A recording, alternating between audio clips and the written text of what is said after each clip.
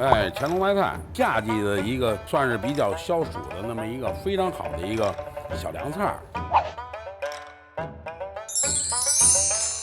小时候那时候一到冬天，那时候冬储大白菜，遍街都是白菜垛。小孩儿那时候大街上玩打仗啊，还有捉迷藏啊，都躲那白菜垛里边儿，因为那白菜心儿甜的。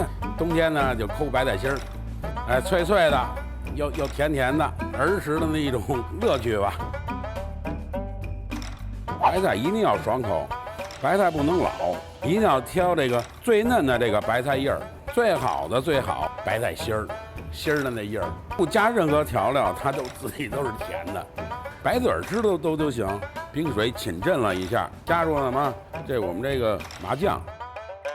芝麻酱里边加了一些糖，一点芥末，完了跟这个白菜啊慢慢拌，给它拌匀了，这个吃起来很爽口。